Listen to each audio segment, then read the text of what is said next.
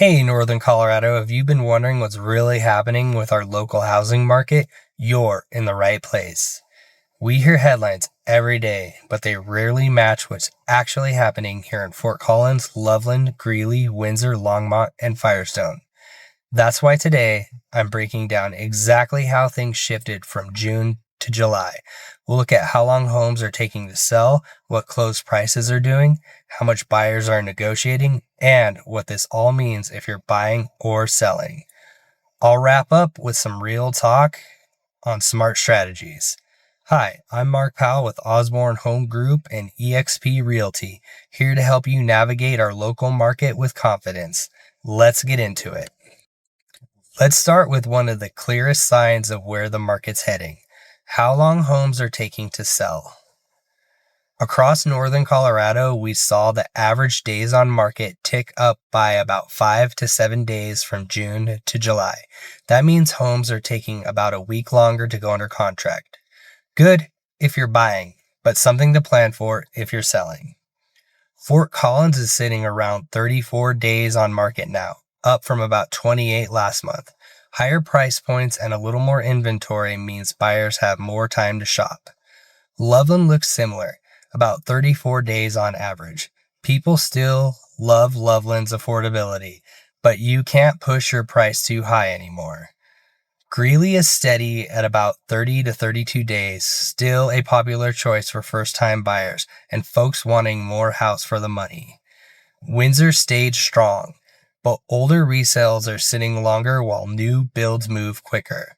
Longmont and Firestone are closer to 35 days on average. These areas draw a lot of families wanting space and newer communities, but buyers expect value for the price. So, the takeaway: we're not seeing homes sit for months, but the days of 5 offers in 24 hours are behind us for now. All right, let's talk about what everybody really wants to know. Are prices going up, staying flat, or falling? From June to July, closed prices across northern Colorado stayed steady, with a small 1.5% to 2% bump on average, which is actually healthy. In Fort Collins, the median closed price landed around $575,000. Buyers want move-in ready homes under $650,000, but anything dated or overpriced sits longer. Loveland stayed around $520,000, still one of the best values compared to Fort Collins. Greeley held near $440,000, still one of the most budget-friendly cities in the region.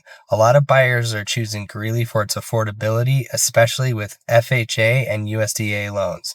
Windsor is up to about $600,000. Families wanting more yard, newer constructions help keep prices strong. And in Longmont and Firestone, the median closed price sits around $550,000, a sweet spot for buyers who want a balance between cost and space. So, if you've been wanting a big drop, the reality is homes that show well and are priced right are still moving at solid numbers.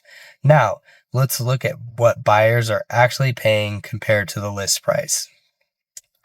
On average, homes in northern Colorado sold for about 98% of list price in July, down just a hair from about 99% in June. So yes, buyers are negotiating a bit more, but sellers still hold a lot of cards in their home is in good shape.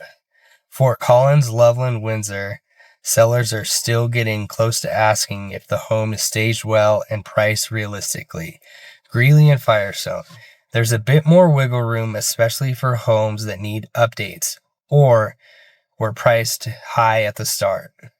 It's not a deep discount market, but buyers do have more breathing room than they did a year or two ago.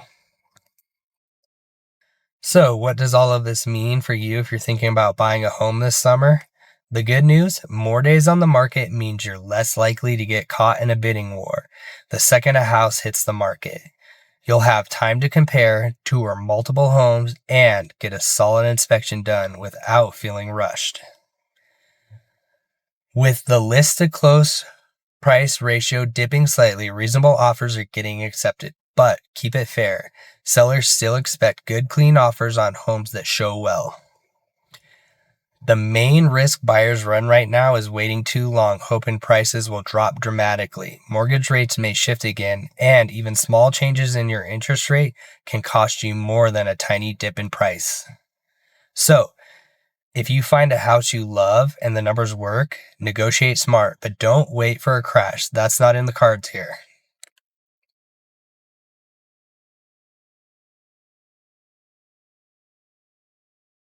All right, sellers, here's what you should know this month. First, expect it to take a bit longer to sell your house. Plan for a month on the market instead of a weekend bidding war. This is normal. We're not in 2021 anymore.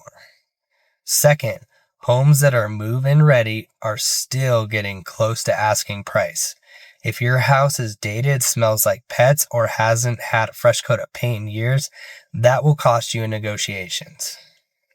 And remember, overpricing your home doesn't mean you'll get more. It usually means you'll help your neighbors sell theirs faster. Buyers are savvy and they know the comps.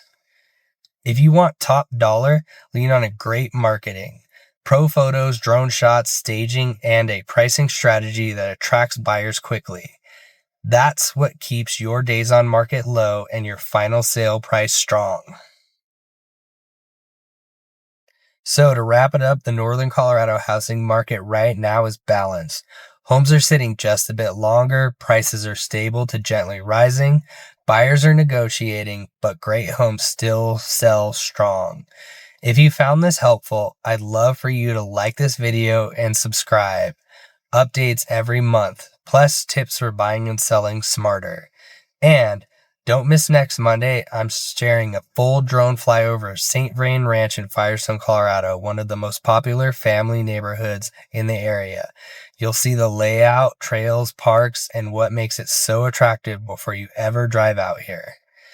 I'm Mark Powell with Osborne Home Group and eXp Realty, and I'm here to help you make sense of Northern Colorado real estate, one update at a time. See you next week.